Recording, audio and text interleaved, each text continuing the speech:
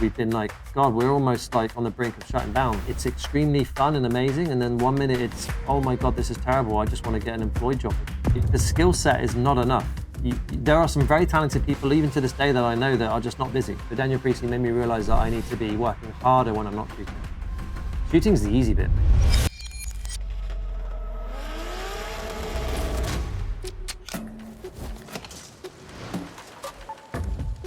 Timothy, you're the co-founder and managing director of First and 10 Productions, which is based in Dubai. You've worked with brands such as Vice, YouTube, Facebook. You've worked with Will Smith, BBC, Jay Shetty, Spartan, Rolls-Royce, and the list goes on. Being a DP, being a producer and a director, you have a lot of experience. You're a Sony ambassador and you spend a lot of your time educating people. And you have your own course, Financially Free Filmmaker, which helps other filmmakers build their own career sustainably. So I'm excited to talk to you and bombard you with some questions today.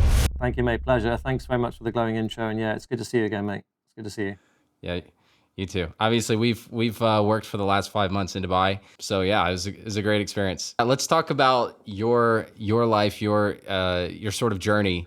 And we're going to start with, how you actually began in the industry. You've done some incredible things, and I'm sure people listening to this podcast are thinking, man, one day I want to shoot for Will Smith. I want to shoot for Red Bull. I want to shoot Jay Shetty, of all things. And so you're going to teach us after this episode how to hook Will Smith, and we're going to all be able to film Will Smith. It's going to be a great day for everyone watching. All jokes aside, you didn't go to film school, did you? No, mate. No, I fell into this industry completely, well, not by accident, but it wasn't done by strategy or design. But whether you believe in fate or not, or a higher power or not, I'm here and I'm very grateful, and I owe it to a lot of people. I think that's important to recognize, but I'm also still here today due to the effort you put in. And I think the world works like that. Sometimes you get opportunities and that's the blessing, but keeping it and smashing it is all on you. So I think that's the first thing I would say to start it off. But yeah, no, I didn't. Wow, you want to start deep, huh? That's good. That's good. Let's get to it. No, I didn't study filmmaking school. No, I did I dabbled with cameras as a kid. Long story short, I used to kiteboard, and I was so obsessed with it that I got given a camera, I think, one Christmas. It was like the point and shoot Finepix Fujifilm sort of holiday cameras that you get. And barely over a wind-up, the little disposable cameras, one level up from that. And I just used to record us kiteboarding, and I used to practice on Movie Maker, just making the little videos, and they were all really appalling when I look back at it. But I was so new, I was self-teaching myself, and it was an interesting part of my life. I think that's where I coined the basic foundation from just teaching of putting content together. And because I put content online back then, my coaching. When you say back then, when is back then, by the way? I was 13, 14, 15. So I had a YouTube channel around 2005, 2004. So yeah, that's a long time ago. So YouTube, but 2005. Wow. Yeah, 2006. OG. Yeah, it was around then. But yeah, I've still got the channel, and really weird. But it got us sponsored and it got us noticed, and the penny didn't drop then. So I didn't know I wanted to do content then, but I actually deviated away from kiting when I got a bit older, and then I studied motorsport engineering, and I found myself in a predicament where, like, after working in the industry and studying motorsport for a few years, I didn't actually end up enjoying it. I think a lot of us, not speaking for filmmakers, but I think a lot of people, when they go to university, they get in this very high pressured position to go, what do you want to do with your life? What career do you want to pursue? And I think human beings, because we invest so much in university, almost anything really, it could be down to a job that you join tomorrow, and you in 8 years or 10 years can go by like that. We're not used to change. And I think, this is a bit of a problem. Like, I studied motorsport, and I knew within 2 years into it, I didn't want to do it. It was ruining my passion, and my hobby for it just was dissipating. Luckily, I got out, and I was in a position where I moved up north to the UK, which didn't work out, to do something completely different. And I was in two minds of what to do, and I was actually applying to go into the army. I was going to go to joined the Royal Electrical Mechanical Engineers. I was looking to join REME, which is what my dad did. So I was leveraging my engineering diploma that I studied at least, but I wasn't like fully on board with going. And then an opportunity came up to join my local race circuit, which is where I studied the motorsport.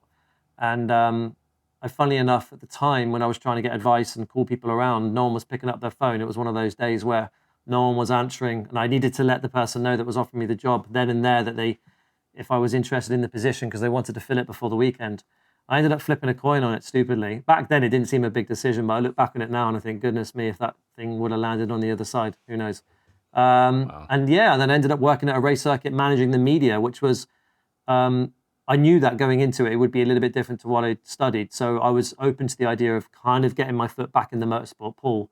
And within 2-3 years of just constantly just shooting the local events at the circuit, going back to my kiting again, one of my original people that I befriended in the network saw the content I was doing and was really eager to get his production sort of industry going again because he's ex-BBC. And we started a business together, and thanks to him, he saw something in me and invested in a Sony EX1, I think was the first camera we had.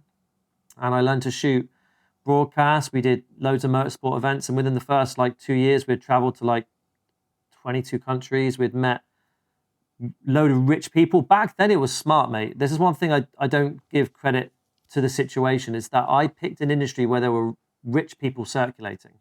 And because I was passionate about shooting motorsport, because obviously I had my love for cars, I over-delivered on everything. And this is one of the biggest things I would stress, anyone watching this. If you want to go the stretch with filmmaking, or in fact any industry, you've got to really, really obsess and love it. Otherwise, you'll never get there.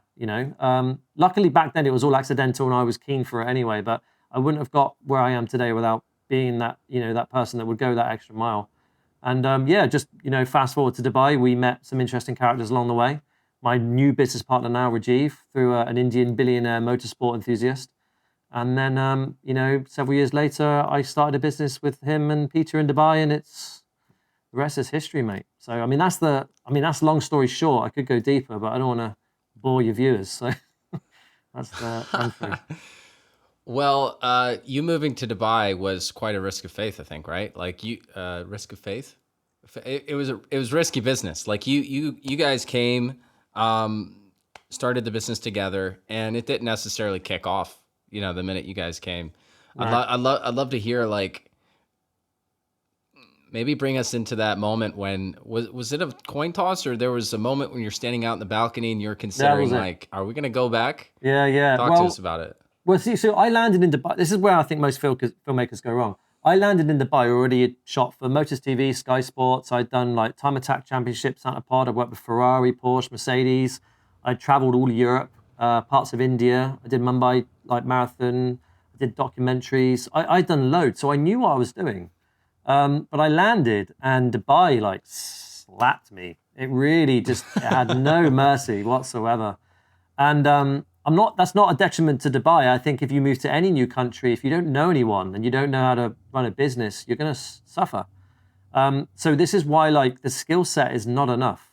There are some very talented people, even to this day, that I know that are just not busy. And that's what we have to recognize. We got to look at, obviously we don't want to, deviate away too much from our craft. We got to be extraordinary still, but you've got to understand where to put the time and energy. And 9 times out of 10, the boring thing is the networking and the sales, which we really overlook. And I didn't do that, mate. I literally landed here. I was sat on the couch waiting for deals to come to me. I dabbled a little bit with some networking, but I didn't make any effort to read or study. And, there's no wonder why I wasn't doing very well. And we were at one point, I think 5 of these conversations happened, but the most important one was this chat that we had on this balcony. Me and Rajiv were we are really everything that we've come here for has not materialized. We're not getting business. Rent is due in 2 weeks. We didn't know what to do. And I finally, for some stupid reason, I just thought, okay, now I'll start networking. It took me almost 18 months to figure it out. And I went to my first Media Mingles event, which is where all the media people go to network, which I think in hindsight wouldn't have been the smartest, because I would have just been networking with other filmmakers. I should have gone for businesses. But luckily I did meet one person. His name was Rick, and he was a radio DJ. So he had which was again strategic and smart. Obviously, couldn't have planned it, but just to show the power of networking.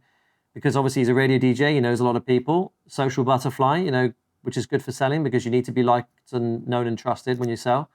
And he really warmed to me and Rajiv. I mean, he loved what we did, and someone in his building actually coincidentally within the first couple of days of us meetings said, "Do you know any video guys?" and throwed us a project that we closed for about $30,000, which is the most money we'd ever made at that point in one deal, and it kept us here. And honestly, I still to this day, I think if I hadn't gone to that event and if I hadn't, met that guy, I honestly dread to think where we were. And there were a few more of these situations that happened. I mean, oh God, there's probably been like 10 checkpoints, I think, in the last 11 years of being here where we've been like, God, we're almost like on the brink of shutting down. And it's scary, like entrepreneurism, when you want to grow, that's what it is. It's up and it's extremely fun and amazing. And then 1 minute it's, oh my God, this is terrible. I just want to get an employed job again. And then, oh my God, it's amazing. And oh, this is horrible. And I'm sure everyone hopefully watching this, if they're a freelancer, knows what that's like. Not hopefully, I mean, I'm sure you will know what it's like, but yeah. I mean, would you say it's the same for you, mate? Have you been there? It's part of the diet, right? I mean, I think Elon Musk said, or at least he quoted someone saying that entrepreneurialism is like staring into the abyss while eating glass. It's like you have no idea what to expect in the future. Yeah. And in the meantime, you're just shoveling crap. That is true. Doing things that you don't want to do and putting out fires. Of course, I only know that on a exponentially smaller scale than you, because you have people to feed. You have 20 employees? It varies. I mean, at the minute we're a bit leaner than where we were last year, but we have a lot remote. I'd say a max we've been is 20. I think we're about, I'd say 14 right now, but we're looking to recruit a couple of people. So yeah, I mean, it's changing a lot because obviously naturally, I think COVID especially, we've had a lot of, a few more people pivot direction. It's confirmed a few people in the team that production is sometimes not for them. And I encourage that. I think one of the best things I think you can do with, not getting ahead of the podcast here, I know you've got a lot of questions, but one thing I would say about running a team is that don't think everyone is driven by money. Sometimes people value different things. And I think it's your job as an employer to be aware of that. And if at any point someone's not happy, it's not wise to keep them or to encourage that they stay. I think it's important that you recognize it's a privilege if anyone dedicates your time to your business, even a contractor or a supplier. It doesn't matter that you're paying for it. I mean, because time is the most valuable commodity, and respect that. And if it doesn't fit, it doesn't work out, it doesn't work out. But just never burn bridges, be pleasant and just know that, work is governed by a lot of complicated things. Normally expenses like life, partnerships, marriage and kids and infrastructure. And we do have to, I think, recognize that it's not personal business. It is what it is, so yeah. That's definitely something I think we should talk about, going a little bit deeper later into the podcast, just about your modus operandi when it comes to like your methodology when it comes to working with employees, because I was surprised and shocked by how forthcoming and snuggled up you got to me, and how you were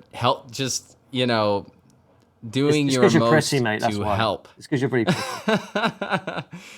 Not with this haircut, but yes, I was taken aback by how friendly you were, and surprised how you took things personally. Not something that I expected. So definitely want to talk about that, and also I think the potential heartbreak that you can expect to happen when you take that approach. I'm not sure if you felt that, but it's definitely something I would love to talk about in terms of if a creative decides they want to go the route that you're going. I think the problems that you deal with are different than the kind of problems that an independent filmmaker deals with. Like they're not like we've talked before about this, but like when I'm like, man, that's such a problem. There's a problem that arises within one project. You're like, you have this. You're definitely like, yeah, I've got bigger. what bigger fish to fry. Like you're thinking like 5 steps ahead in the whole scale of things. And so your capacity is much higher, obviously. The personal development that comes along with building a business. I didn't start it's a that new way, though, mate. beast. You have to. You get your skin gets tougher as you grow, and the problems are the same as what junior or even independent filmmakers would experience. It's just multiplied. But that's part of the game. Like, I mean, you know, if you wanna be successful in a commercial filmmaking sense, I can't speak for the feature sense so much. I can give comments on it, but I'm not in that space, so I can only observe and give you my opinion. But especially in the commercial space, which I know, especially here in Dubai, which I know even has its own unique way of working. Yeah, you've got to take the rough with the smooth, you know. But that's life, mate. I mean, like genuinely, like there's no point going into any industry thinking it's all lovely. I mean, the suck's important. The suck humbles you. The suck keeps you sharp.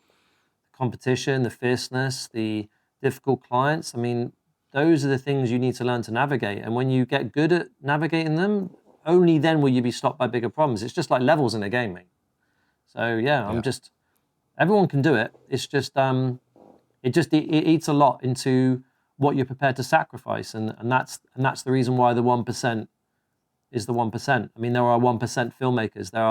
There is a portion of 1% filmmakers even in our world, and no one's got there easily. You know, it's all through grit and grind and sacrifice and tolerating the suck. Yeah, Love the suck. love So the suck. let me hear your hot take when it comes to filmmaking in the creative industry. We've talked about this and went back and forth. You would say, correct me if I'm wrong, that the thing that as a filmmaker you should really be focusing on is deciding whether you should become a highly skilled independent filmmaker, which you would say actually has a plethora of fallbacks, or B, starting your own business, building leverage, and going that route. And you would say that to start your own business is the only real way, unless you're extremely skilled, which you'd say very few people get to the, well, if you're extremely skilled, it's because you're different, right? There's only a few people that can get to that level. Most people should be taking the route of becoming a business owner. Is that right? Yeah. So in my community, Triple F, Financially Free Filmmaker, we talk about this. And again, going back to the whole university complex, when a student leaves school and they've got to think about their life for the future, we're told and taught to think about the corner that's approaching the car. We don't think about the destination in which we're going. That's the problem. And before I answer your question about the two routes, 9 times out of 10, I wouldn't say many filmmakers think beyond the next year, let alone 5 or 10 or 15, which is what we go up to. Now, that's interesting to me because as someone who's plodded through this industry and worked very, very hard, I've had my moments where I've been like, I really cannot do this anymore, and I'm putting myself in hospital because I'm so overworked, and I don't know what I'm doing wrong because I'm trying to do everything right, and I'm working hard, and the money comes, but then it goes as quick as it comes in, and then some months are okay, some months are bad, and I've been there. I've done it all. I've done it for 11 years, and I've gone from a team of 2 to myself to 20 and down again, and up and down. I mean, this thing breathes. So the reason why I'm bringing all this up is that I don't think everyone should aim to grow a business just because it's financially the smartest thing to do, because maybe it isn't. We are all doing this job really because it's a lifestyle decision. We all selfishly are very creative people that love the aspects of film. We love telling stories, and we all get into it being under the idea that we would love to pursue a profession that we enjoy rather than the money. Because if we all wanted to do something that earned us more money, I'm sure we could all find jobs that would pay us more money. Now, what I'm saying is I just want people to think about the long term as if you are working and trading your time for money, of course that's going to have a ceiling. Even if you're charging $10,000 a day, that's going to have a ceiling for you. But if we want to be a little bit more, and there's certainly many ways you can be financially secure or free being an independent filmmaker, but you have to niche and become seen as an expert in that field. And it's a little bit like saying I want to be a rock star. Like, it's not impossible, but it's just, you've got to carve your own market, set yourself different from the rest, start charging a premium, but position and brand yourself in a way where you can charge a premium. And that's one really, it's a possible way to scale. I mean, you might not get up to $10,000 a day, but you certainly do quite well, probably above the market. But you need to learn to take pride in being different and being more expensive than others. You can't compete with the rest. The other way, which I think is a bit easier, is building a business. And there are two, again, separate routes with building a business. You can either grow into an agency and become a 360, which then means you can get retainer contracts quite well because you can then use content to help you articulate the ROI better. Or you can build a production house like what I'm doing and then maybe have an agency acquire it, or you systemize it to some level where it can then be bought or merged with some other entity that is 360. Otherwise, I'll still be hitting the same problem. I will be always working in this business, and then when I leave, it probably won't sustain or survive because a lot of the clients want to work with either myself or the people that are the originals, you know, because no one will work as hard as you. And I think that's also wrong to expect. When you expand and grow a team, the quality will drop, the standard will drop, and it should do because it's not their business. So yeah, those are the two routes. Long answer to your question. Sorry about that. I'll try not to do that, mate, so much. No, it's totally fine. This is good. There's feel free. The creative industry is not an easy thing to productize, would you say? I mean, yeah, when you talk about building a team and doing all that, there's so many variables, I think, when it comes to quality control, product, you know, all that stuff. I mean, talk to me about that. Like that in itself seems like a big hurdle for me in terms of like, how do I systematize something that's creative? Well, you can systemize some things, you can't systemize other things. Jordan Peterson even talks about this. He says you can't create systems of someone that's creative because then they can't be creative. If you put them in a box, they can't paint outside the lines. So you fit it, and you can't sit. I mean, how can you systemize your train of thought and creativity? I mean, you know, brands and people that want to hire a certain filmmaker are usually hiring them based on the way they approach certain work and the way they, like you saying you want to buy a certain artist, a certain painting, you obviously go to a certain type of artist to acquire the painting that you want. You won't expect a Picasso to deliver something that a conventional like watercolor artist would do. You know, it's the same sort of thing. But your infrastructure around your entity can be systemized. The way you market yourself can be systemized. All your assets that support you can be systemized. So the idea is that it's the best way to say it, it's like putting a camera on a tripod, filming racing. You want to try and eliminate as much as possible on that camera. Like if you can avoid having to pan as well as tilt, lock the tilt, and then you just have to worry about the pan. If you can maybe put your aperture up a little bit and lock focus, then you're just focusing on your composition. The more you have to do, the more you'll get wrong. So just like filming, you want to eliminate things that are not necessary. And that's the systemization that we need to talk about. It's what people do not fail to, it's all the boring stuff, and that's the reason why it gets neglected, but it's failing to recognize where can we streamline things and where shouldn't we, and just being okay with that. But again, it's not a strategy. You've got to find a way to exit. This is what we're talking about. People don't think about the destination enough in their business of where they want to be long term. If this is for you just a hobby, that's fine. It's a hobby. But that's what most filmmakers are. I think they've got a hobby that pays for them. They haven't actually got a business. It's a very different thing.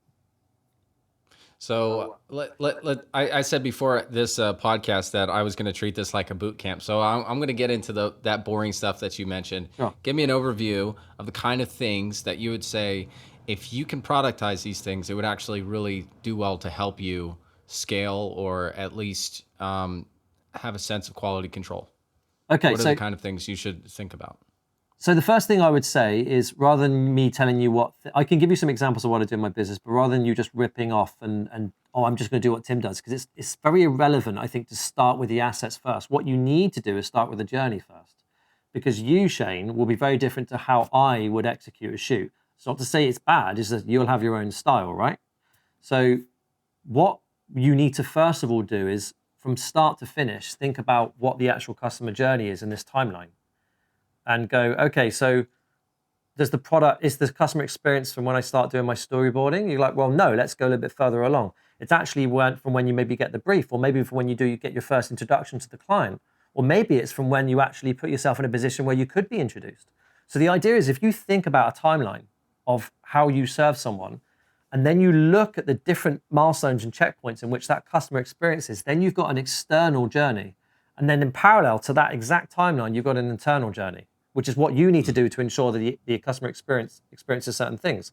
So, for example, if let's take storyboarding, for example, the client will receive the storyboard or give brief on of what they want and then receive the storyboard. But between that timeline and those steps, there's a lot of work that you do internally to achieve that milestone for the client. So you've got two journeys you need to think about. And what you need to try and do is find a way to make it as premium as possible. I call it the ECV framework: extraordinary, credible, and visible. These are the things that every filmmaker should strive to focus on using as a sort of value when they're doing anything in business.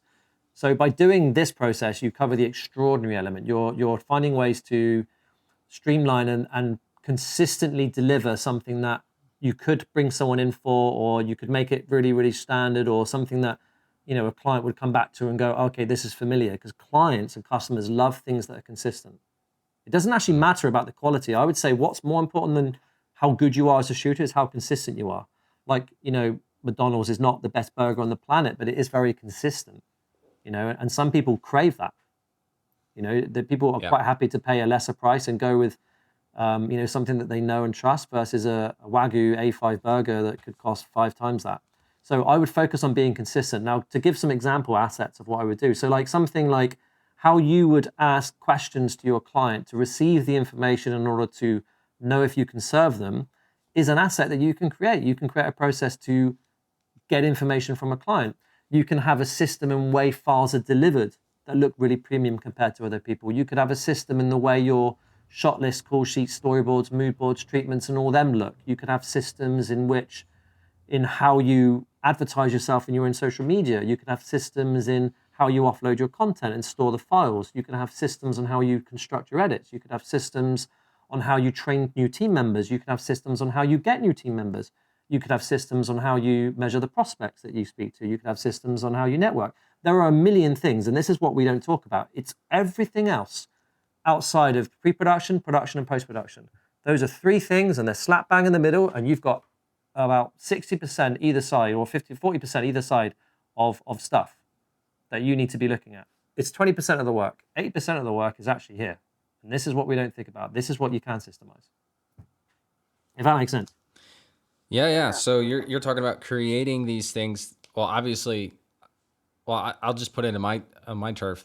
I've done these things, and the amount of time it saves by not going back and trying to, for example, communicate expectations, but you having it in a document, for example, and you going back and saying, okay, this new client, I'm going to pull up the same documents, I'm going to use them, and I'm just going to fill in the information. Not only does it save time, but it also it saves your butt. And it looks good as well. Like if you're doing it in front of the client, it looks premium, you know, it looks like you've got your shit together, so to speak, you know. So, yeah, 100%. And I think that also helps to get to the things that really matter, is cutting away the slack, cutting away the things that, you know, the admin stuff that could just take time that, like what you said, quality control. If you're doing a different framework for it every single time, not only are you wasting time, but it just, you know, it just doesn't look as good as if you have a perfect sort of a layout for everything. So, I mean, that's interesting. I want to talk about later also just the idea of like what clients really want, but let's talk in terms of like, you know, clients don't necessarily value the things we value. And, you know, there's a big whole thing about how do we pitch and how do we sell what services we provide, and how do we actually consider the client as the main audience member rather than another filmmaker or a gearhead, because that's oftentimes what we do, you know, and think in terms of the 4K quality and whatever it is. Whereas the client, whoever it might be, like the marketing manager, just wants to know that, can we get the project done on time? In budget. You know?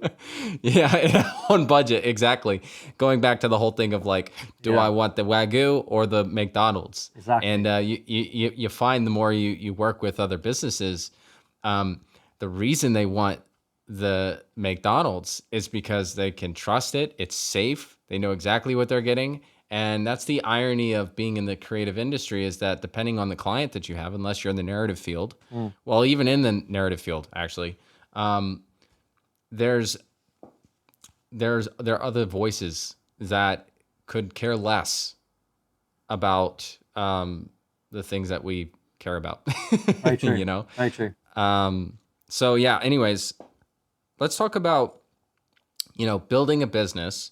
You obviously decided to partner with somebody. Is that easy? I mean, like for me, I've heard so many stories of people that partner with someone and it didn't go out well. So I'd love to hear like, the do's and don'ts, the warnings, the considerations that you should take in terms of like, I'm going on this journey and I want to potentially either I do it on my own or I do it with somebody else. When do I know that I'm going to do it with somebody else? Why would I do it that way? Yeah. Well, I mean, the old African proverb, if you want to go fast, go alone. If you want to go far, go together. I guess it applies like that.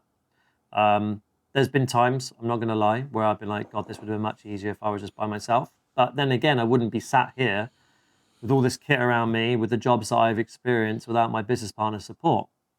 So, and human beings are the biggest variable in this. It's the reason why it's hard to scale as a filmmaker, because you are a variable yourself. You're a human being. You have a life expectancy. You can't run on 24 hours on no food a day. You have emotions. You can have things going on in your life which can affect your work, and it's the same with your staff and your business partners. So I think when choosing a business partner, I don't think there's any advice that I can give anyone that would mitigate knowing if that person is right or wrong, because you don't know. It's like a marriage, bro. You can date, and you can date for 2 months or you can date for 6 years, but you're still not going to know that person inside out. Obviously, the more time you are around them, the better you can make a judgment call. But I think what's more important to recognize is, again, looking at it like a marriage. I know people that have dated for 10 years, got engaged and broken up. And I also know people that have dated for only 2 months, got married and stayed together. So what's the difference? Well, the difference I would say is that people have the correct outlook on what marriage or a partnership is. And I think if you want to make it work, you will. And if you don't want to make it work, even subconsciously, it won't. So I think as long as you can try to pick someone that has a good heart, good character, good work ethic, and is very happy to understand that when you enter a partnership, the friend hat metaphorically does kind of come off for good, that's cool, because you want someone that not only you can respect, that can nearly sit you down and tell you you're wrong when you're wrong. You're going to fight with them, you're going to fall out with them, and you just got to be like, can I go to war with this person? Not against, obviously, as a teammate. Because otherwise you'll end up being on the other side of the fence fighting them. And there's nothing worse than being, unfortunately, in a business where you're trying to build something and you don't see eye to eye with the other person, because it undermines every single hour that you do and put into it. But that's and honestly, I don't know how to answer that question in a way where it guides anyone. There's no but I would definitive just answer. Yeah, I would just say try to pick someone that that is. I mean, okay, let me try and put some practicality to it. That was a good question, mate. I think there's two ways to look at a partnership. There is obviously, you've got to look at what are they. If it's an equal partnership, it's a bit easier. When it isn't equal, it's a bit more complicated. But let's just say it's a 50-50 partnership and you're looking at two people. You've got to think, okay, what are the mechanisms that I can do or put in place that make it look like, okay, if they're going to be putting in money, what do I do to make sure that it comes up to the same sort of value?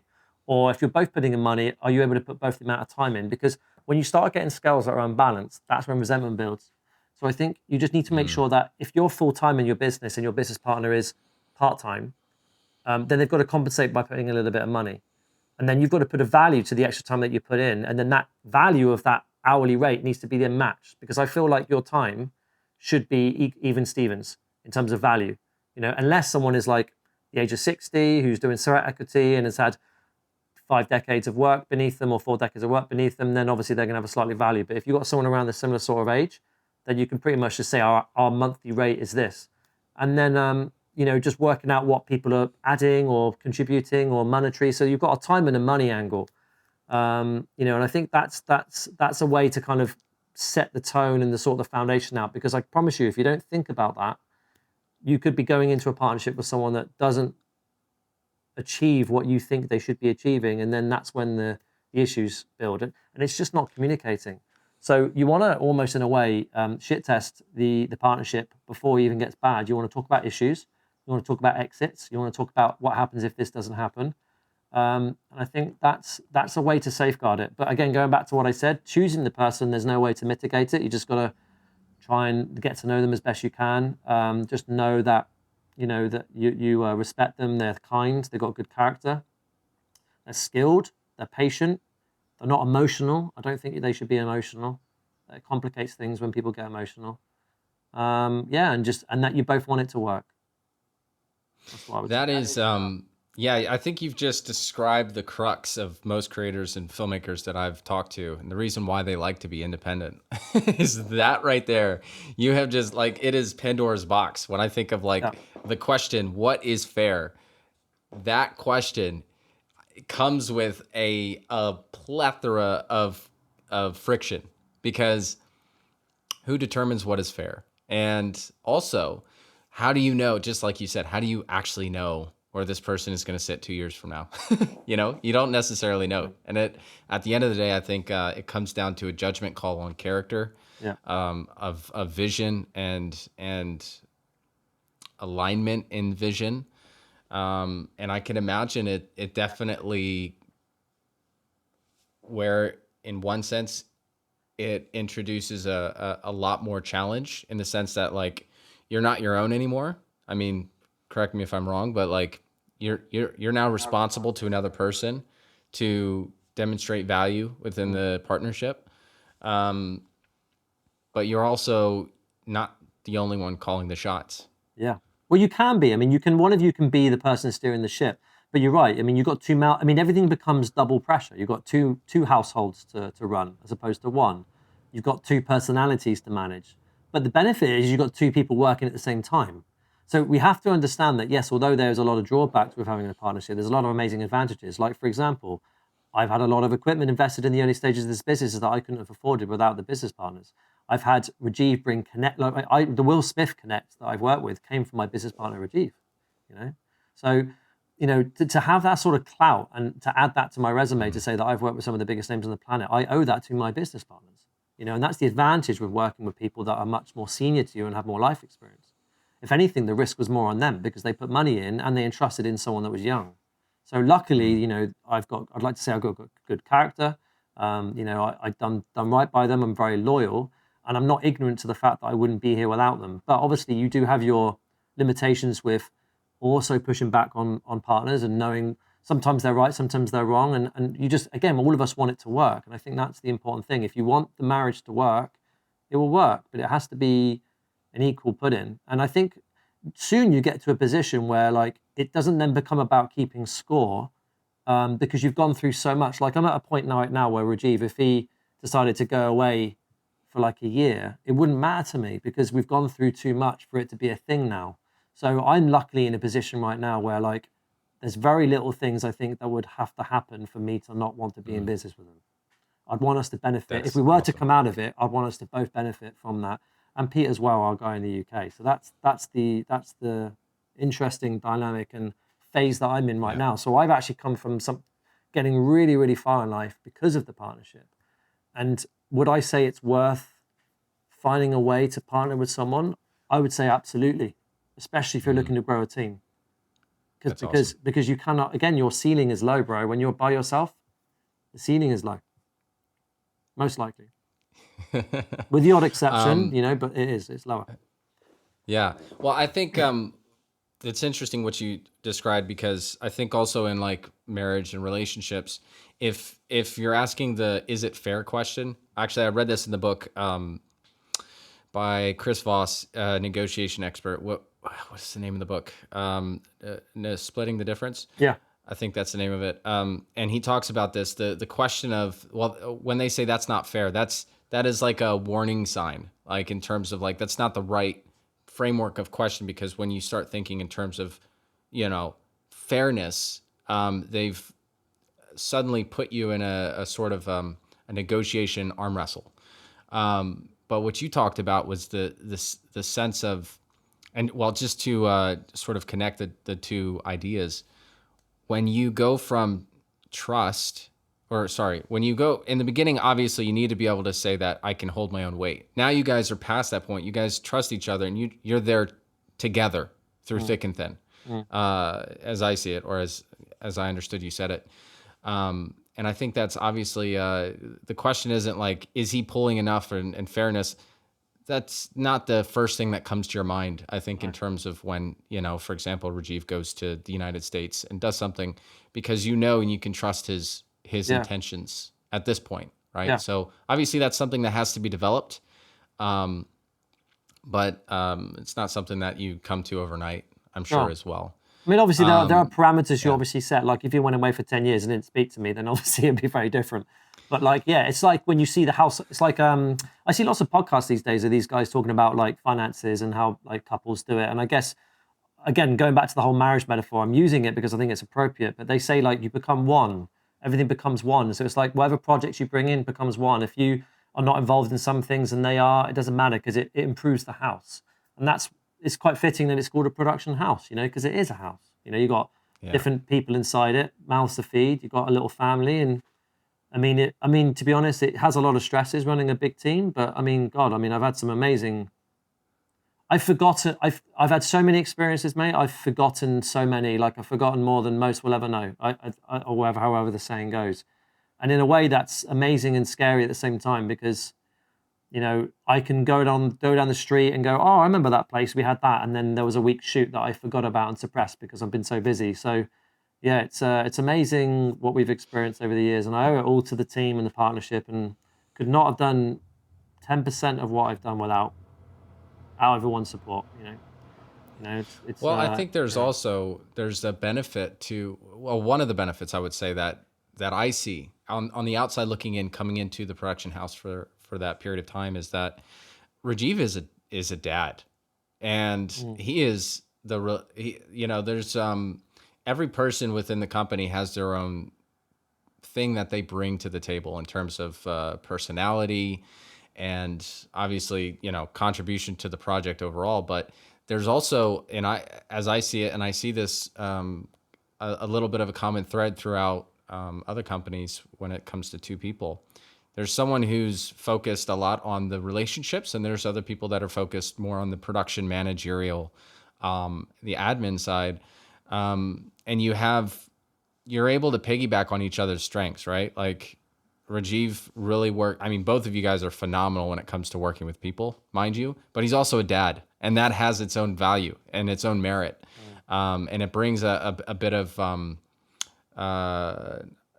well, just like, as you said, in any household, having a collection of different voices and different people of different age groups has its own benefit, because suddenly it's much more than just one age group or one personality type. You've got a more holistic, more balanced organization, which I think was really cool. Also coming in. Oh, cool, man. I'm glad you enjoyed it. Yeah, it was a good time. It was a good time having you here, man. It was good. We had some memories ourselves. It's some good times, Tim. I think but it's really cool, obviously, seeing you guys work together in tandem. Like, you guys have obviously gotten past the point where like things are unspoken, they don't need to be said anymore, because you guys know how each other works so very well. I mean, he's a director, you're a DP, you guys come together, you've built a lot of the systems. I don't think he did, correct me if I'm wrong. No. But he brings other parts of it in terms of obviously, like what you had said with the clients and stuff, and you guys have this synergy that just works very well. So it's I've seen that in other agencies as well. Someone will focus on maybe sales, and the other person is focused on the product, and people decide to get in together because one person has a strength that the other one doesn't. So it's cool just to see the potential synergy that you could have when thinking, hey, if I want to partner, it might be beneficial because this person has a strength that I don't, and I have a strength and contribution that this person doesn't, and Exactly. seeing how that can actually build something a little bit more robust. Yeah, exactly. Yeah. So let's talk about working on your business. Okay. If you were to give me a 30 and a 90-day roadmap, giving the analogy of a house, and I'm an independent filmmaker, and you would say, all right, bud, you want to join the program? Let's tie your shoelaces and let's get to it. What are the kind of things that you think most creatives need to really consider and think about in terms of how to structure and think in the long term, 5 years from now, how they should start to organize their business? Obviously, you've already given the idea or given the suggestion that we should have structures to bolster or strengthen and give continuity to the entirety of our customer journey and business process. What else would you say? Okay, great. I'll try and consolidate as best I can. One thing I would like to plug, if it's all right, is if people are getting value from this, I've got a community which you can join now, and there is a business fundamentals filmmakers course that I'm actually working on right now. It's going to launch in a couple of weeks. That will have everything we're about to say kind of a bit more mapped out and cohesive. Awesome. There's like 36 quick lessons. It's really, really cool. Anyway, so I would do a few things. First, I would do this thing called the ECV framework, which is basically your compass on how you decide and operate, which I'll go into in a second. The next thing is to recognize who you need to serve and how you want to serve them. So basically, I call it learning to fish. And then I would do this thing that Daniel Priestley stresses in his sales activity. He's an amazing author. He runs this company called Dent, but he does this thing called measuring your laps. So one is focused around sales solely. One is focused around how you market yourself and get the clients that you want to basically fish. And then actual everything else when it comes to running the business, the ECV framework. So the ECV framework, buckle up. I'm going to try and get through this as quick as I can. ECV, so extraordinary, credible, visible. Everything that you do must first of all be extraordinary. There's no point doing anything without making sure that you can be extraordinary. Now, I know there's the odd job where that's impacted, and I know there's the odd client and situation where things go wrong, and that's okay. But the point is that you must always strive to deliver something that's extraordinary in terms of a product. And that, like I said, that's not pre-production, production, and post-production. That's the entire customer journey. Get that down to a T, and think about, how you pack your kit bag, how you dress on set, how confident you appear to your clients, everything. Think of it as extraordinary. And if you're ever going to take on a project where you feel it will impact the extraordinariness of you, I would probably decline to not do it. And that includes what the client's paying for. Like there's jobs now where clients come to me and say, we want a video. And my job, I feel now, is to stress whether that investment's wise or not, And if I don't think I can deliver the value they're expecting, you shouldn't take on the work, because then the referrals don't come. Don't be a yes man. Yeah, don't be a yes man. The second thing is credible. So you want to appear credible as much as possible, So your portfolio, your shop window to your shop matters. All right. You want to be able to make sure that you have up-to-date assets constantly online. You want to make sure you've got the social proof, you've got the portfolio, et cetera, because if you don't, it's going to be very hard for people to kind of get along this sales process to work with you if they do a little bit of research and you've got nothing on yourself online. And this is offline and online. Social proof? Yeah, I'm just going to pop in and ask questions just to, What do you mean by social proof? Social proof. What I mean by social proof is like, imagine I meet someone out and they're like, I'm really struggling to tell my brand story. And I go, well, you should speak to Shane, this DP in Copenhagen. He works with international clients, and he's absolutely amazing at articulating what it is that's your personal story about why you do what you do and getting that into an asset that helps your clients understand what you do. So I would definitely check him out. Here's his details. They go home, they go on shanefoley.com or whatever your website is, and you've got like a website that's got different fonts. You've got no content there. You don't even have an image of yourself. You've got no previous work. And they're going to think, well, Tim just lied through his teeth. They might still give you a call. That's the benefit of a referral. That's the reason why referrals are so strong. You can get the business without even social proof. But the point is you want to help it along, so that's social proof. So word of mouth, associations, testimonials. Exactly. Something online, visibility online. Yeah. Leverage assets that basically enable people to see for the proof themselves that you know what you're doing. Like my social proof, you go to my Instagram, Will Smith and Jay Shetty are sat next to each other on a podcast that I shot in the top right-hand corner of my Instagram grid. That's not done by accident. That's done by design. So it's the same sort of thing. Well, I think just to pause there, I think you've done a really good job of creating social proof, because I see a lot of filmmakers' portfolios. You go to their website and it's like an Adobe website that just has a bunch of videos, which, I mean, that seems to be the common thread amongst high-end DPs. They just throw their work on a page and that's it. But what you have was a very you had social proof in a way that I think is extraordinary. You have examples of working with different companies.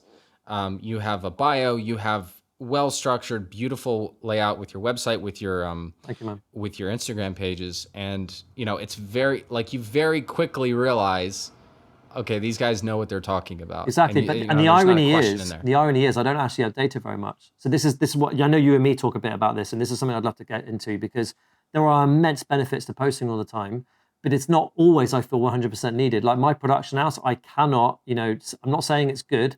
I haven't posted in about a year and a half, and before then it was maybe 2 years. I've posted probably 5 times in the last 3 years on my First and 10 Productions social media page. Well, there's always the question that you begged and you asked when we had talked about this, which is, at what point is it just not worth the effort? Because you've already developed it. Yeah. That is the question that I at least I understood you were asking, which I think is a good, at least I've seen it differently in terms of, like, okay, there is a level of, like, you update the page to a certain degree, people already know. The minute they go on their page, your page, they're gonna know. Yeah. If you're doing it for that purpose of them just quickly making sure you're valid, you've done that. I would say. But it's not like, I'm not saying what I'm doing is right. You shouldn't do it, because I think you should post up all the time. It's just I'm just chasing my tail with so much work. Like I don't go out planting more crops than I can harvest. You know what I mean? It's that sort of problem. Yeah. But you're also building a brand in a personal way. Yeah. Which, I mean, it's just, again, what fish do you want to fry? Like, what do you want to focus on? I think of the value of a personal brand to bolster a business is probably higher today than a business to bolster 100%. the other way around. 100%. Because people are engaging with you as a person, and you can take that with you wherever you go. So, of course, I'm definitely not the person to give an opinion, but I have one, at least in retrospect with the conversations we've had, is that it makes sense why you do it that way, why you haven't prioritized that. Because your personal brand does carry with you, and it's at the end of the day, who's coming to your business page? Maybe a marketing professional just making sure you're real, but at that point they probably had word of mouth at that point. Well, I'll get into it when I continue. I'll talk to you about why, because there's a little reason in the learning to fish element. So I can give you my reasons why I don't. But, that'd be, good, because obviously, like, where customer journey, where do they go? Do they go on Instagram or do they go to your website? Not for me, no. Do they see you through an ad, or is it word of mouth? It's definitely something we should go into. So, no, sure. Okay. Sorry. Continue. No, it's fine. So extraordinary. ECV. Yeah, so extraordinary, credible, visible. Visible is the last one, V. So visible means obviously you just need to actually physically be known to the world. There's no point being the world's best kept secret. So that includes on and offline activities, going out and shaking hands and going to networking events and touching base with the people you've worked with before and asking for work, asking for referrals, posting content, And this now feeds into the next thing we're going to talk about, which is learning to fish. So I'm going to bring up Alex Hormozy. He talks about this, the 5 ways to get clients. You've got direct outreach, you've got direct outreach, you've got content creation, you've got paid adverts, you've got affiliates and partnerships, and you've got word of mouth. Those are the 5 ways to get clients. I don't think there's any other way. And all of those you should do, but just some bear more fruits than others, especially when you're new in your journey. Now, obviously they all have their pros and cons, but the kind of way you're going to make the most impact really is going to be in the affiliates and partnerships in the word of mouth sector. Content creation is actually going to be, I think, the last. Paid ads is going to be the least effective for the money that you put into it, because for it to work well, you have to put a lot of ad spend behind it. And you know that all of them have their pros and cons, but that's learning to do that quite well. But going into what I, again, a roadmap and quick direction for the year, just learn how to fish. This is the thing you do before you understand laps, which is the last thing I would do. So ECV, learn to fish. And what I mean by learn to fish is look at your previous projects of what you enjoyed doing the most and what earned you the most. I call it the fun and the funds. And create a pool of different target markets that you like to work with. And then make sure that when you go out fishing, that it's to more of those type of fish. So the first thing you need to do is establish the fish you want to be eating. There's no point in you, Shane, if you don't like doing weddings, filling your portfolio up with wedding material and going after brides, is there? So it's the same sort of thing. You obviously thrive of telling brand stories for passionate entrepreneurs and businesses and corporates and stuff. So obviously you clearly know your fish. So therefore everything that you do and the language you speak and the content you post and everything should be geared towards that. So learn the fish. The second thing is you want to find the lake in which those fish are swimming. Again, if you go to, I don't know, if you don't like working with real estate agents, but you go to real estate networks, you're not going to get a lot of luck, are you? At the same time, if you love working with agencies, for example, you want to go where agencies hang out. Or if you like shooting with brides, you want to go where brides would effectively circulate, because every fish has lakes that they swim in, whether it's business or not. You know, you could go to a place where brides circulate, or you could lean on someone that circulates with brides. So you can leverage a referral source. It's not always about going to the fish. A fish can be a referral source or a client, you know? So like who hangs around brides? Well, wedding planners, DJs, caterers, blah, blah, blah. So understand the lake. The next thing is you want to understand the bait. So this again goes back to the portfolio. Work out what your bait is. So make sure that it's attractive for the fish that you're fishing for. Again, if you like working with corporates and telling brand stories and all your content online is filled with cars and drifting videos and sports and stuff, then you're not attracting your fish correctly because you've got the wrong bait. And the last thing is the rod. You want to make sure that the mechanism in which you deliver that bait is delivered in the correct way. So the rod is the mechanism and how the bait is delivered. So again, networking, content, and all that stuff. So learn to fish, guys. That's the next thing I would do, and analyze that based on your previous project data, your PPD, your previous work. And you can do that easy by looking at where the money and the fun was in your projects. And the last breaking this down. Sorry, go on. Keep going. No, keep going. I just want to break this down after you finish. Sure, yeah. And the last thing is laps. So what Daniel Priestley says is measure your laps. So every time you meet a prospect out on a networking event, or if you get a DM into your Instagram, that's one lead. And then you want to categorize them by cold, warm, won, or lost. So that's the categories of which you start measuring your laps in a spreadsheet. And the laps stand for leads, appointments, presentations, and sales. So for example, if you meet 100 people in 1 month, that's 100 leads. Out of 100 people, how many did you manage to fix an appointment with? Let's say it was 60. So that means you've got 40% drop off, 60% success. And then out of the 60 appointments, hopefully a lot of them would have said they want a presentation or a quote. That's when they become the warm category. And then that indicates that you've got a need. So that means your quality of prospects are good. And then the last thing is how many sales converters. So you might get maybe 160, 50, 20, or 150, 40, 10, or whatever. And then you know you've got a 10% close ratio from your leads. Now, by measuring that, you know where you're going wrong. So for example, if I give you 100 leads and you only meet 20, that's probably a direct outreach problem. So going back to the 5 ways you acquire clients, that means you're probably doing cold calling, because 20% on 100 leads is good if you're cold calling. But if it's referrals, if you're getting 100 referrals and only 20 meet you, then your referral sources aren't doing you favors, or you're not doing something right. So either your social proof could be bad. Maybe you've got 60 appointments, but only 10 want presentations. That means you're crap in meetings. So you've got to understand how your laps work and how you fish correctly to make everything cohesive. So ECV, learn how to fish, measure your laps. That's what I would do for the next 12 months. You do that, you're on to a winner. Boom. So the best of the 5 referral sources, or not referral sources, Client acquisition. Potential areas to get customers. Yeah. What is the best starting out, in your opinion?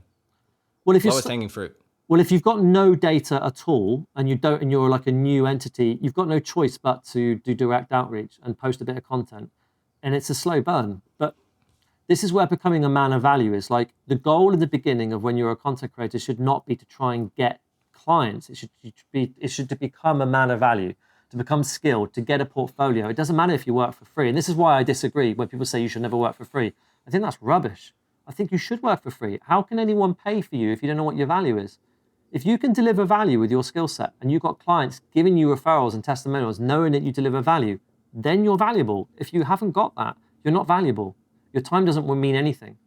So, this is another reason why when people want to join our First and 10 Productions house, I don't just hire them. I say, look, you approached me.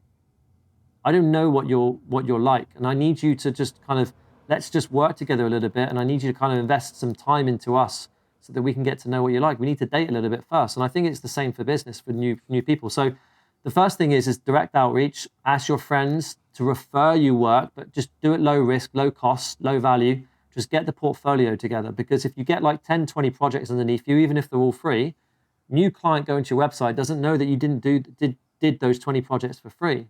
So again, it's building the social proof first. Once you've got, let's say 20, 30 of those jobs beneath you, then you can start being a little bit more, okay, I know where I want to be focusing my time and attention.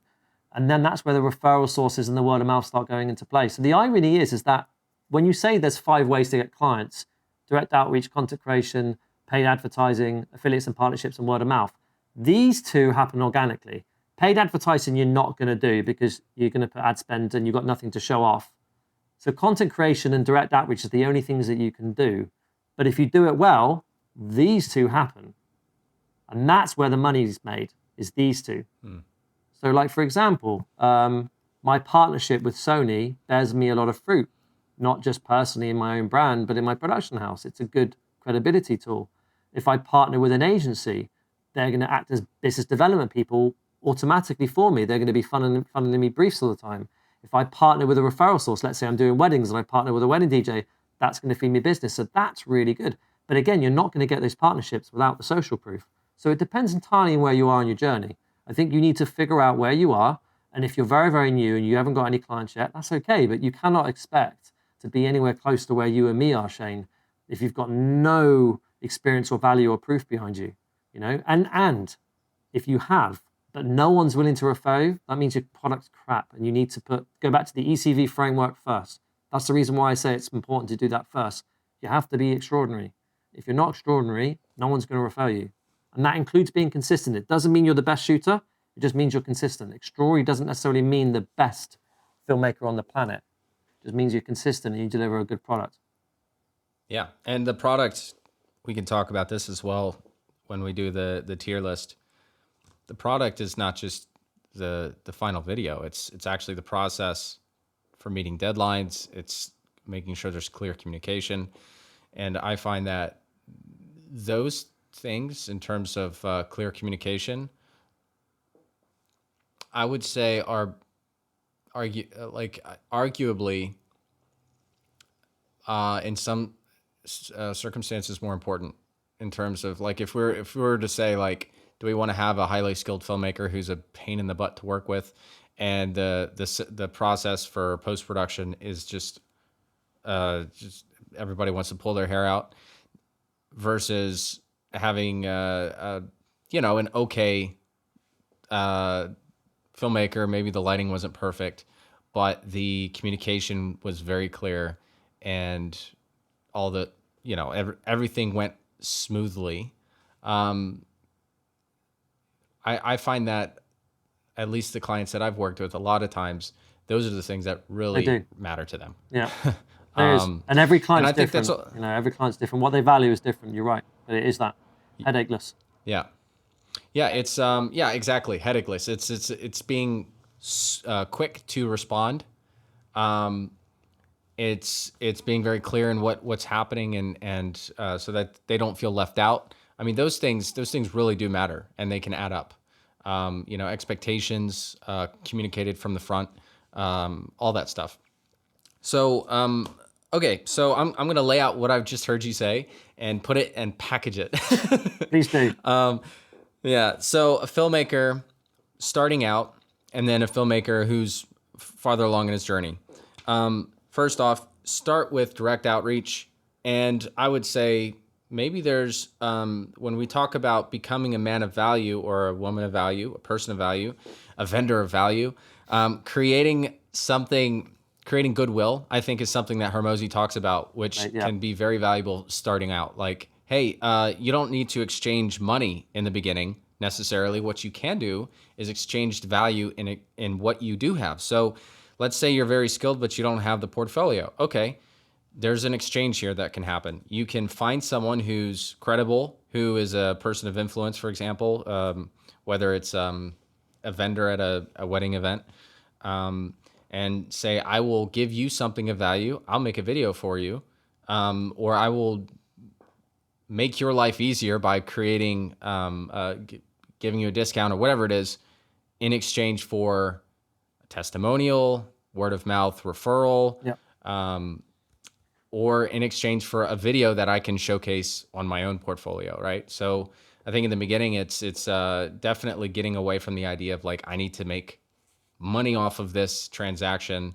One of the things that I really appreciated about Hormozy's approach was like the idea of like getting case studies and booking up your calendar to where then they refer you, asking them to refer you, of course, saying you do it for free, they refer you. And then when people come to you, then you can charge something, and then continue to charge more because at some point you're just too busy to take on more clients. I really love that approach that he had. And I think that's, as I see like, his approach also slotting into what you're saying. Now, if you are, maybe you're not just starting out, but you're in the thick of it. Would you say the same rings true in terms of supply and demand? Go out there, continue to do free, or would you do something Well, different? I do free work still to this day. I did it not so long ago, filming an event for a PR awards body, and I got $120,000 referral at the end of it, and it cost me an afternoon. So, so yeah, I Cost me an would. afternoon. Yeah, Yeah, that is a perfect. Yeah, that's a perfect example. so I mean, it Because depends. it's an exchange of value, right? You know where to put your sweat and tears in, per se, and I mean, it's all a guess at the end of the day. You don't know for sure. Well, But I love that approach of like knowing the value that you have, and you don't necessarily need to receive that in exchange for your. Well, put it this way: what you're buying right there is social proof. I think at the awards event, you obviously were put as a sponsor of the event. Is that right? yep, And everybody that was in that event had the opportunity to see your company, yep, your they were logo, branded. and then see all of you guys at the event. Yep. And That's to be honest, we hadn't even finished the video. We got the referral already. We were like, people were like, oh, we saw you at the event. We've actually got a referral of a company that needed this, and they picked up the phone and just gave me the job. They didn't even take it to tender because that. because Go for it. agencies, again, this is something we've not touched upon, but again, we go into my course. B2B, B2C, and B2A clients all value different things, and one common thread between everyone is they want something reliable. So extraordinary doesn't mean the best. We are no by means the best production house. Like Gary, who you spoke to the other day in your podcast, an amazing shooter, 10 times better than me. Absolutely. Hands down. I've got no shame in saying it. And we're not the best production house at all, but we care a lot. And I know we're consistent. And I think that's what, and because we're known and we're visible and we put a lot of other time and energy into other things, other elements of business, that's why we do so well. So again, And that's where I think word of mouth carries as of well. course, so Like that's yeah, what it's how they feel at the end of the day. Like there's a good experience overall. exactly.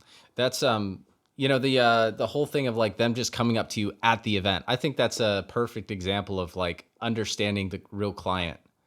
Because as a filmmaker, you're thinking like, I know this is true for me. Like, it's tempting to think that posting on Instagram regularly is going to lead to clients, and that might bolster or help to get the client over the finish line if, for example, it's direct outreach. But visibility and meeting in person, which has nothing to do with maybe credibility, and an amazing portfolio. But it's something that, especially starting out, is so much. It's so much more valuable in terms of like how to get work in, because I'll say from my experience, I did tons of outreach last year, DM outreach, LinkedIn, creating a really nice fishing pole, posting online. And if I were to look at the data in terms of outreach online versus where I got my money, where I got my money was referrals from other filmmakers, and also from going to an event Yep. where all these people associated with. Yep. When I went to an event, that's where I got a production. I'm not surprised at that. I'm not surprised at that. And do you know why that is? I don't know. People are people. Well, people don't like being sold to. Social media is not a place where people want to be sold to. They want to receive value and entertained. And the problem with our industry is that content is a hard to understand product. So it's even harder to sell. It's not tangible. If you want to buy a dog bed, it's really easy to sell that on social media. You just make it look fluffy. You make the dog look like they're having a good time, and you sell it for 10 bucks. Done. People are going to buy it. You're not going to buy an insurance policy over social media. You're not going to buy, a house. You're not going to buy a branding strategy. You're not going to buy a corporate video. You're not going to do it. So, and again, and also your audience is not, I mean, they might be there, but it's diluted with everyone. You can't control who sees it unless you're doing paid advertising, but then it becomes very expensive. So yes, content is important. I'm not saying don't do it. It's just, if you put 80% of your effort into content creation, but only 20% in networking events, you've got it completely wrong. And this is where we need to understand. And the reason why content's hard to understand is because we do not deliver something that's really clearly to articulate in terms of the ROI. If you create a brand, what is it? You deliver influence, numbers. It's nothing you can even promise at the end of the day. Well, you could, Shane. I'm sure you've done this. I'm sure you've created an amazing brand film. I'm sure it's really lovely. I'm sure it says exactly what they do. It's amazing. But if they don't post it correctly or distribute it to their clients correctly, or maybe their business is rubbish, you don't know. You're not working in their business. Then your asset is worthless. But they may think your asset's not done their job, but it's outside of your remit of control because we're not an agency. So this is why I said, you can grow as a filmmaker, but if you want to deliver true ROI, you've got to be able to measure what your content does, because we are developing digital assets in the end of the day. And if we don't control the distribution of those assets or the promotional elements of those assets, there's no way for us to articulate the ROI. So what are we delivering as content creators? That's the age-old question. And I call it two Qs. Two Qs. I think it's a hard. Oh, sorry. Go for it. You said it. You call it the two Qs. Well, content creators only deliver on two Qs: quality or quantity. That's it. Yeah. That's all we do. You will make the asset better quality, or you'll make more of them. There's no other metric, unless you're controlling and putting business strategy into it and working with a team that you either have or they have to distribute it and to promote it and then to report back on it.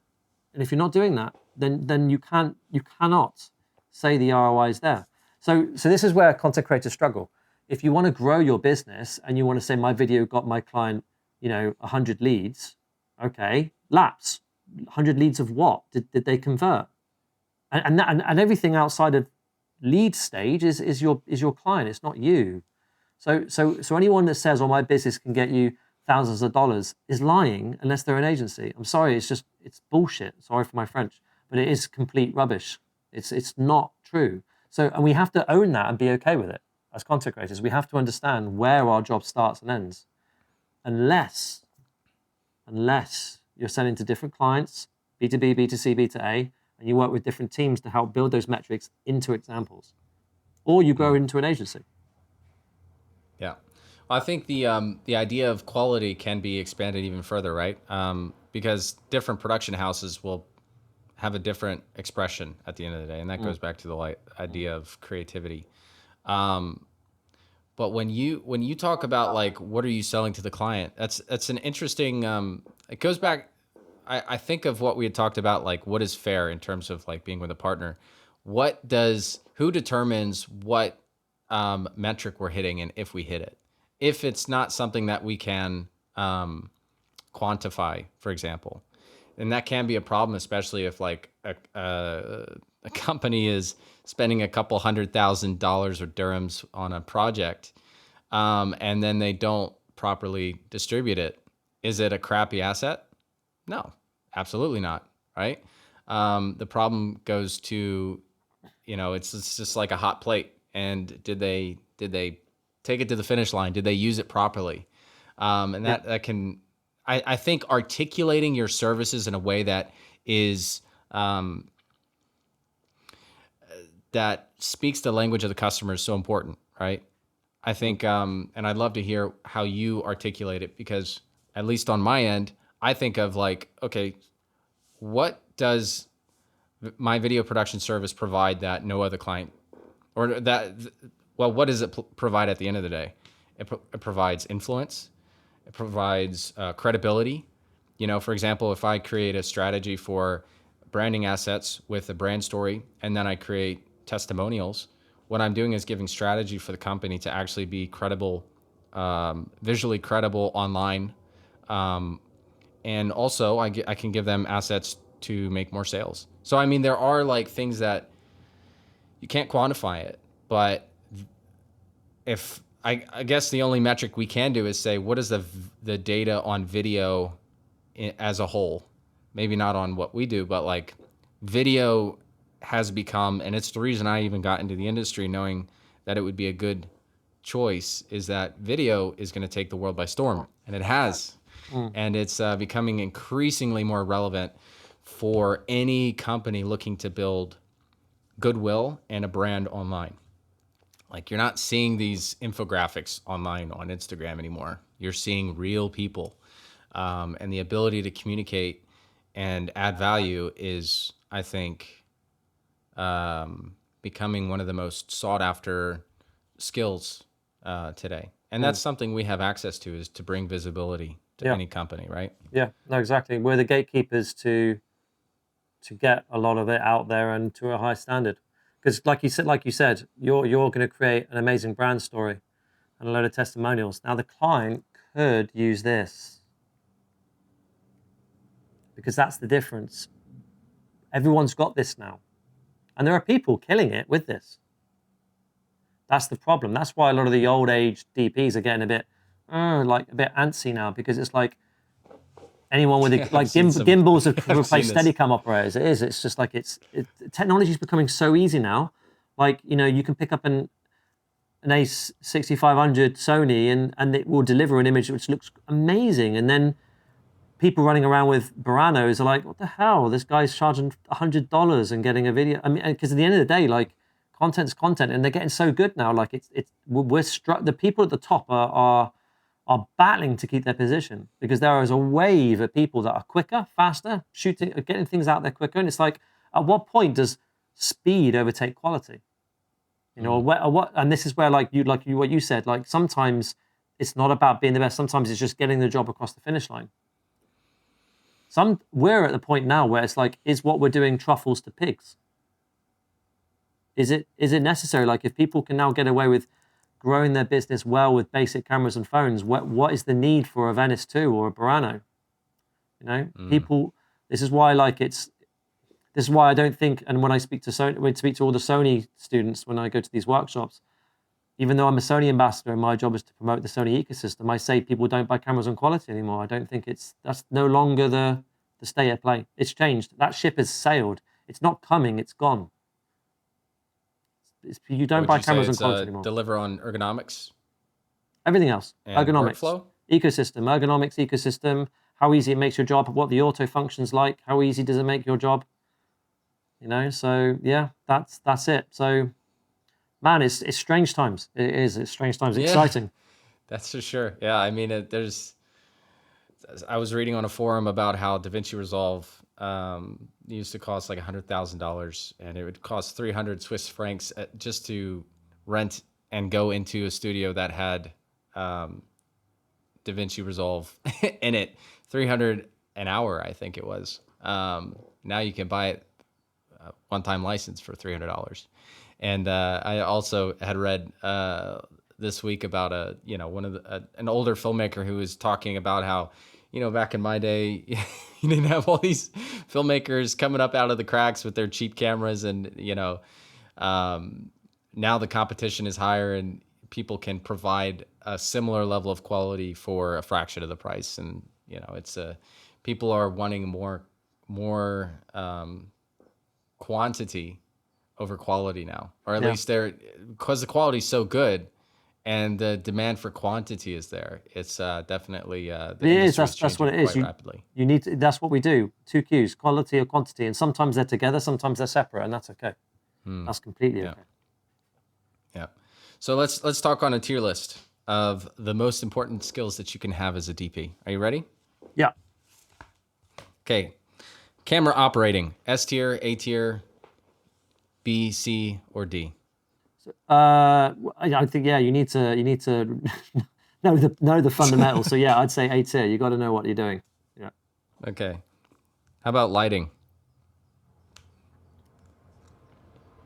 It's C tier. I hate to say it, and I know a lot of people will throw me under the bus, but I think people obsess too much over it. Negotiation and sales. A. You mean S tier or A tier? A tier. A tier. Okay. Business building, management, working with employees. Depends where you are. It's A tier the more you grow. So, but it can be C to start with. Let's say B. B tier. B tier. Organization. B. Being organized. B B tier. tier. Being likable. A tier. Networking. You get away with it. B tier. I think it's important, but I mean, I'd say B.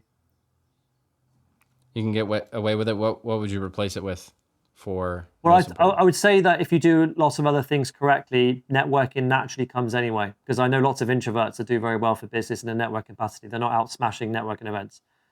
Networking is important, but it's not like you don't need to be the extrovert social butterfly. You can be efficient with it and strategic. So I'd say it's B. So you measure twice, cut once. You measure twice, cut once, sort of approach. Yeah. Posting on social media. D tier. But if you're new and you're just starting out, it's A tier because it's the only thing you can do. So again, it varies depending on where you are. Owning an Airy. Z tier. Z. That's Having the problem. Equipment. Filmmakers are magpies, mate. Shiny object, new lens, new camera comes out. Man, cameras have been good for 10 years, bro. Seriously, if I gave you a 550D right now with a nifty 50 on it and a set of lights, you'd get a lovely interview block. I don't care what anyone says. Yep. You would. As long as the lighting's good. No. I'm just playing. Okay, so having equipment. Z tier. I know I've got filmmaking students in my community that don't own one piece of equipment and sell $10,000 videos. They rent. Blows my mind. They rent, mate. Yeah. There's this one guy in my community called Nickel, and he sold an 8,000 dirham a month rolling contract to do 3 reels a month for a crypto company, and he's using his phone. Yeah. Just to give you perspective. So that's 8,000 dirhams. What's that in dollars? That's about $2,000. That's enough to pay his rent and feed him for the month. One job, and it's 1 day a month.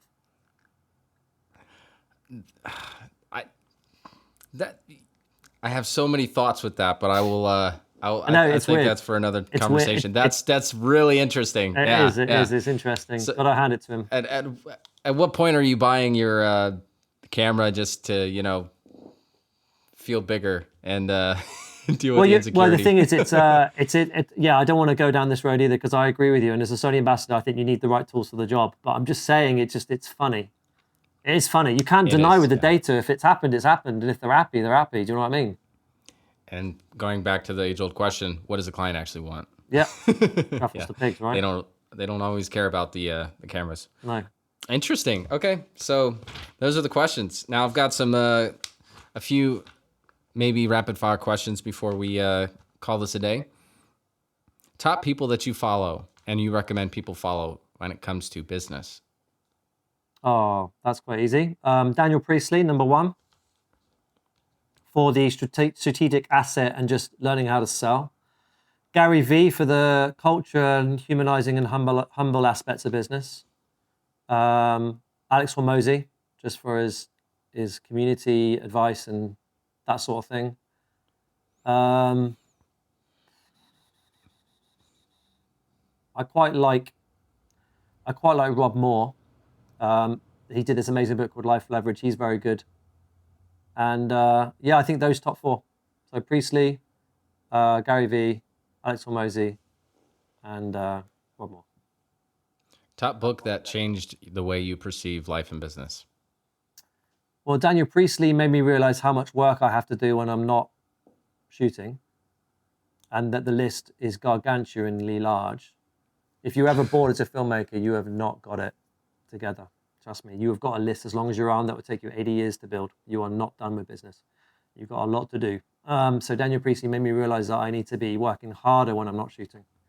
Shooting's the easy bit, mate. Gary V made me realize, and with his constant content, humbles you and realizes that, you know, human beings are fragile things and you need to be compassionate, and compassion wins, and you need to do business the right way. And that there's no time for excuses. Alex Hormozy, just, you know, great overall stoic attitude to business, leads generating, building communities and product ecosystems and things. So very good with that. And Rob Moore just teaches you how to leverage life a bit, because, you know, we get caught up in saying yes to everything, and although that's important, there will come a point in your life where you have to start stepping back and saying no to things and letting your piece go with stuff. So learning to leverage your time and things is very important. So yeah, that's how they all made me reevaluate how I live. What are your thoughts on being a Sony ambassador? I personally love being a Sony ambassador, and I love the brand, and I'm not just saying that. I think everything that Sony are doing in the industry, I think, is great. I think it's disrupting. I think it's got the most data on most filmmakers around the planet. They've overtaken the market in the space of a handful of years. I mean, I know they've got a lot of products, but they're just trying to give a piece of equipment for every person, and they're going to win. I think all the other brands should be worried. I love being an ambassador for that, because I think that's what business is. It's a numbers game. It's not chalked up. I mean, it's not what it's chalked up to be, I guess. Yeah, you have your, I mean, I don't know. I love doing the work. For me, I'm not a phenomenal filmmaker. I'm also not phenomenal anything. I think you're also from the UK, so that influences how you talk about yourself. You're better than you say that you are. Mate, the way I see it is that I think it's admirable that Sony allow me to be a little bit more blunt and talk about the business side of things rather than the gear. I'm doing several workshops in South Africa within the next couple of weeks, and not a single KPI is me talking about the gear. They're asking me to talk about the business and the elements of it. And that's what I love about Sony.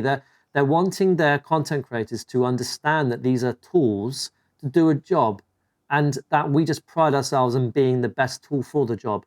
We don't necessarily care about the dynamic range. I mean, even though it's all good, and I could talk about the features on all the Sony products for good. I mean, I'm very, very educated in all the gear and all the lenses they have, and I have to be as an ambassador, and I have to talk about it a lot, and I don't mind that, because it keeps me sharp.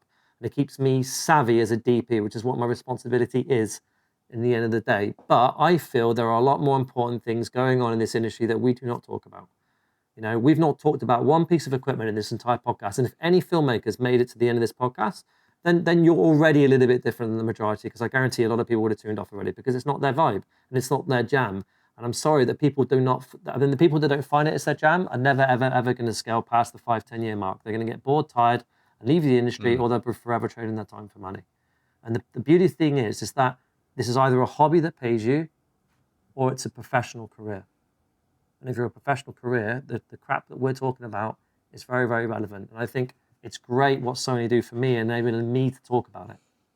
You know, so I think that's what I'm very passionate about. I don't care if you turn up trackside with an iPad. I really do not mind. And I do not want to ever sell a Sony camera to someone that I feel that doesn't need it. Very much like I don't want to sell a video to a client that doesn't need it. I think you lose nothing from lighting. A candle loses nothing from lighting another candle. And I think that Sony are investing a lot in trying to educate their clients in how to leverage their ecosystem. Of course, they want to sell cameras. and they want to make money, but I think what they're doing is admirable. And yes, it's a bit, hard sometimes. Lastly, what are your thoughts on coaches that coach and do not have their own agency? Ooh. Um, okay, so there's a little bit of running joke in Dubai that you can throw a stone anywhere and it'll hit a life coach because there's a lot of them. Right. Okay. Let me break this down for you. You wouldn't go to a fat PT, would you? No, I would not. So I want something to look up to, look yeah, forward no, to. exactly. I know I'm a mentor filmmakers coach myself. I am not claiming by any minute, and I've never claimed by any minute that I am lauding it up, sitting on a beach, sipping on cocktails, saying that I made it. I am very much still in it. I'm just a little bit further along than a lot of you, and I just want to share what I've learned and help you guys get and fast track what took me years to figure out. I think that's what a coach should do. And there's different things. Like there's mentoring and coaching is very different. Let me just kind of get that. Coaching helps people ask the right questions to figure things out on their own. Mentors kind of guide.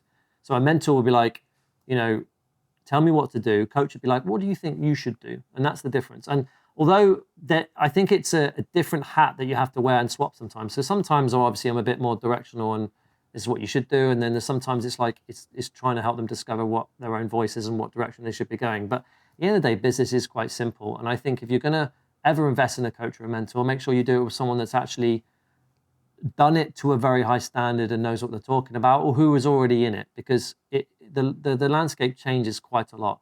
Like the advice that I would have received and got from a coach years ago wouldn't probably be as relevant today. But there are some also basics, and don't think you're ever too good for coaching or mentorship, because like even Lewis Hamilton, the F1 driver, or any F1 driver, matter of fact, has a driving coach. And do they need it? Probably not, but it's the accountability. It's like a PT. Like I have a PT, and I don't go to the gym because I don't know what I'm doing. I know what I'm doing in the gym. I have the PT there to keep me accountable, so I turn up and I get a few more extra reps out of it. And he makes sure that I don't overeat, and he makes sure he keeps my diet on track. And that's really what a coach or a mentor does. Is it you vocalize and you put down and you think about the long term, and they keep you accountable to ensure that you constantly course correct. And if you don't course correct, you will vary off from where you want to be going, and you'll get busy with life. So that's the value of a course, not a course, a coach or a mentor, and that's what I try to get across in my community. Like even though I've got thousands of hours of material in my community, the value actually, I would say, without blowing my own trumpet, is me being available to people to ask these sort of questions, and that's where the money is made. To be honest, that's where the ROI is. I think me or regardless, choose someone that is that's in it, because if you just pick someone that's just consumed a few books and think they want to educate you, they're not going to have the real experience to kind of quickly answer things. And you can tell quite quickly by speaking to someone if they're in it or not. So I think, Yeah. that's what I would say. Most every person that I look up to that has done something extraordinary in life was mentored by someone who was great in their time. And Exactly. so I find that, and this supersedes this industry. This goes across industries. I think it's just definitely a big, important part. And I've received value from courses as well, and I think they have their own place. But there's something very, very valuable, like what you said, about being able to come to someone who has industry knowledge, who's in the thick of things, and can actually tell you based on fresh experience. And to be able to spar between one person and, share maybe your insecurities, your doubts, your fears, or the things that you wrestle with, when you have a real person who's in the ring with you, I think it's a different ball game. And that's why like even in wrestling, when I did wrestling, not the WWE wrestling, the real Olympic wrestling, you always have a coach to teach you the different styles and moves and to course correct. And it's the same in business, especially. So with that being said, you obviously have your own filmmaking community. Where can people go to actually find this community? Well, I think the best thing to do is just head to my Instagram bio. Feel free to send me a DM or whatever. Just like chat to me. I'm available. I'm here. I obviously have a site. It's going to be in the bio link. And I've got this community quite exclusive. So we're actually rolling it out, opening it up to public in about 2 weeks. But it's going to be a waiting list sort of thing. I don't want to just open up and let anyone in. So we're we're qualifying everyone, and we're making sure that, you know, I can offer the value. And it's not expensive. You know, it's a few dollars a month to join. And then there are obviously add-ons and then one-on-one things that I do, but I just want to get it out there first and just make sure we fill it with the right people. So yeah, that will be launching in the next couple of weeks. But I think in the meantime, if you're watching this later on, hopefully it would have been launched by then. Just send me a DM and we'll tell you what your options are. But I'm also happy to answer any question that comes from this podcast, because obviously, Shane, you're a good friend and you're doing some amazing stuff. And anyone that comes on this podcast, just mention it, and you know, I'll always be happy to help and guide you and send voice notes and give you some quick tips if you need it. All right.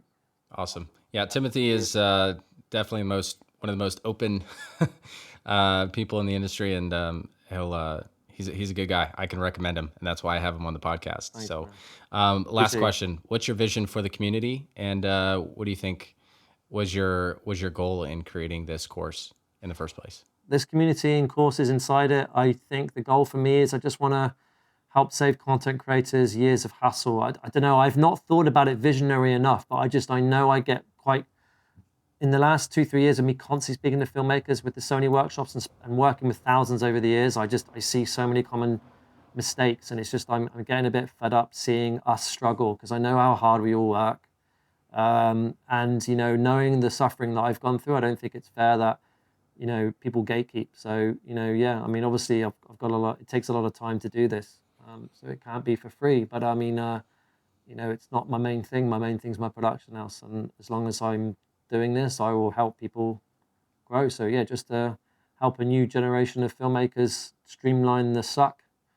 But not to tell you it won't suck. I'm not going to say it won't suck, but just streamline it and just embrace the suck. Yeah, that's the message.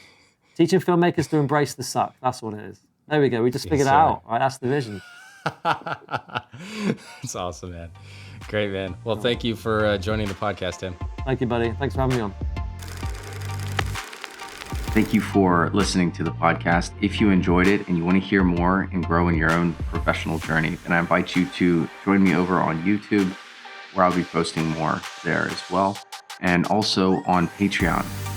My hope and goal is to help give back to the filmmaking community that has helped me in the journey.